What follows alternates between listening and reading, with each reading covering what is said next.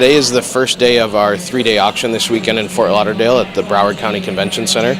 We've got over 500 cars, I think about close to 550 cars that we're offering this weekend, Friday, Saturday, and Sunday, that we'll be auctioning off. And we've got everything from really something for everyone, something from $10,000 all the way up to $1 million for a 1955 Mercedes-Benz 300 SL Gullwing.